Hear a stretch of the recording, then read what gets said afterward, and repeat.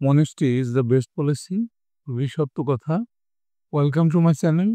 আজকের লেসনটা তোমাদের নবম দশম শ্রেণীর ইংরেজি দ্বিতীয় পত্রের right forms of verbs part 55। আমি 1 থেকে 24 পর্যন্ত পার্টে এই রাইট ফর্মস অফ ভার্বসের যাবতীয় রুলসগুলো তোমাদেরকে দেখাইছি। তুমি যদি না দেখে থাকো তাইলে উপরে আই বাটনে ক্লিক করে প্লেলিস্টে গিয়ে দেখে আসতে পারো, অথবা ভিডিওর নিচে ডেসক্রিপশনে লিঙ্ক দেওয়া আছে, সেখান থেকেও দেখে আসতে পারো। তোমরা জানো যে রাইট ফর্মস অফ ভার্বসে একটা প্যাসেজ দেওয়া থাকে, সেখানে 10টা গ্যাপ থাকে, আর তোমাকে 10টা ভার্ব সরবরাহ করা হয়। কোন ভার্বটা কোন গ্যাপে যাবে এবং সেই ভার্বটার ফর্মটা কী হবে সেটা তোমাকে লিখতে হয়। তাহলে আমরা প্রথমে ভার্বগুলো চিনে নেই, তার অর্থটা জেনে নেই। সেকেন্ড, ভয় দেখানো, সি দেখা, ইনসাল্ট অপমান করা, টর্চার নির্যাতন করা, ফল পতিত হওয়া, স্পেন্ট ব্যয় করা, ম্যারি বিবাহ করা, নো জানা মেঘ তৈরি করা, বিট প্রহার করা। এখন আমরা নিচে একটা লাইন পড়ে দেখব যে এই প্যাসেজটা কোন টেন্সে আছে বা যাবে। I am now going to tell you about the cause of the dowry system. এখন আমি আপনাদেরকে বলতে যাচ্ছি যৌতুকের যে অভিশাপ তার কথা। যৌতুক সম্পর্কে বলা হইতেছে এখানে। তাহলে এটা পাস্টে যাওয়ার সম্ভাবনা নাই, প্রেজেন্টই থাকবে। It dash to you that dowry prevail in our society through mass effort dash to put an end to this evil system.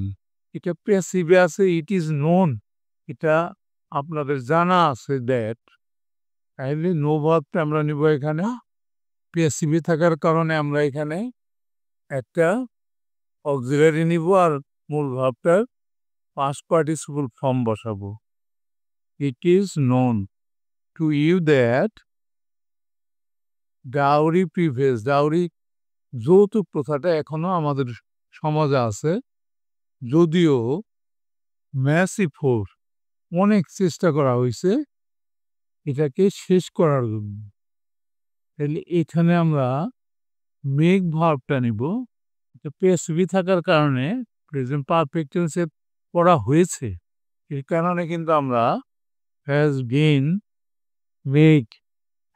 Made to put an end to this evil system, এই প্রথাকে বাতিল করার জন্য চেষ্টা করা হয়েছে অনেক।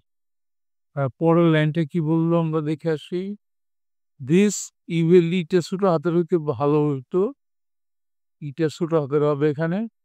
This evil still exist, এখনো জীবিত আছে, থ্রুআউট দ্য কান্ট্রি, সারা দেশে। জেনারেলি, সাধারণত, it dash that a girl, এখানে আমরা গ্যাপটা ফিল আপ করে নিই, সি নাম্বারের গ্যাপটা। জেনারেলি এটা প্যাসিভে আছে, ইট ইজ সিন, দেখা যায় যে। তাইলে সি ভাবটা আমরা নেব, যে ভাবটা আমরা নেব সেটাকে একটা টিক চিহ্ন দিয়ে রাখবো, এই কারণে যে যাতে করে পরের গ্যাপগুলো ফিল আপ করার সময় টিক চিহ্ন দেওয়া ভার্বগুলো নিয়ে আমরা চিন্তা করব না, বাকিগুলো নিয়ে চিন্তা করব যে সেখান থেকে কোনটা গ্যাপের মধ্যে যাবে।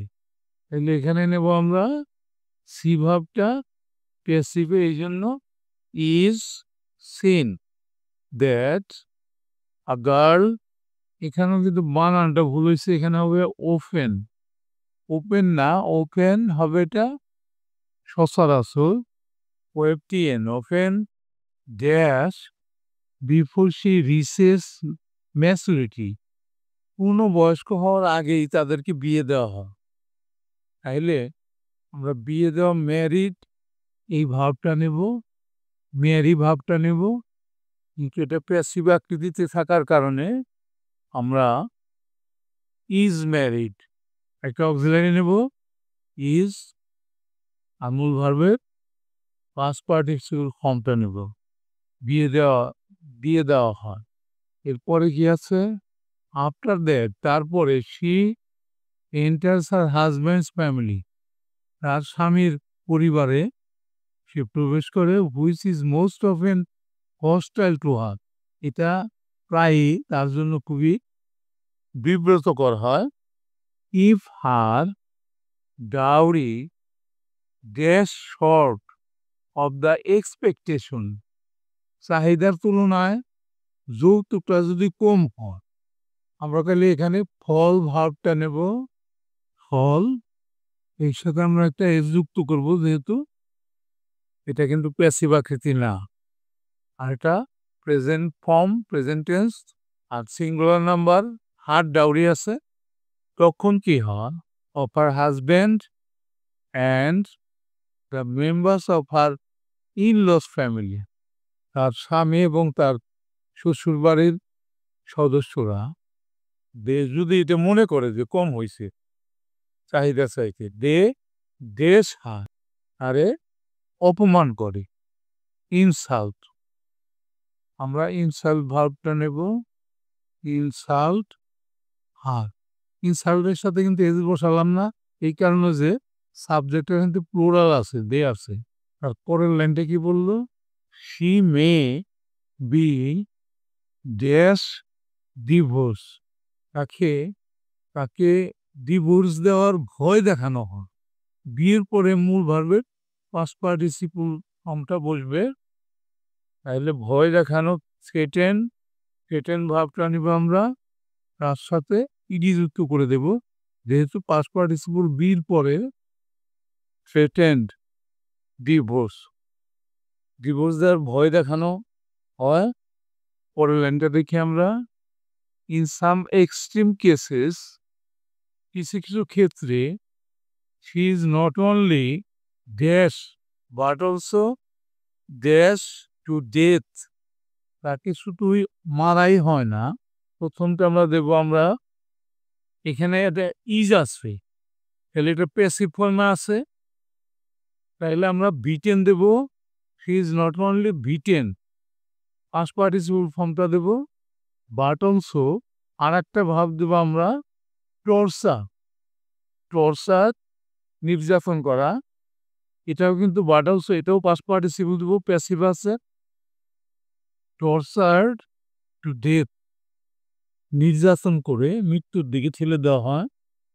পরের লাইনটা কি আছে দেখি আমরা, parents dash money on their daughters dowry, পিতামাতারা টাকা খরচ করে মেয়ের যৌতুকের জন্য, খরচ করা স্পেন্ড, আমরা স্পেন্ড ভাবটা নেব, প্যারেন্টস যেহেতু প্লুরাল নাম্বার, তাইলে স্পেন্ডের সাথে আমরা এস বাইস যুক্ত করব না, শুধু স্পেন্ড ব্যবহার করব। স্পেন্ড মানে অন দেয়ার ডটার্স ডাউরি, তাদের কন্যাদের যৌতুকের জন্য পিতামাতারা টাকা খরচ করে। এর সাথে কিন্তু আজকে রাইট ফর্মস অফ ভার্বসটা হয়ে গেল।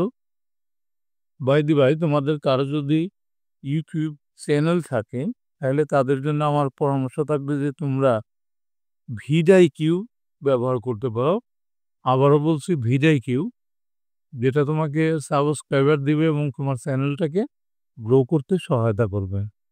আমার ভিডিও নিচে ডেসক্রিপশনে এটার লিঙ্ক দেওয়া আছে, সেখান থেকে নিয়ে নিতে পারো। ঠিক আছে, thank you for watching, see you next.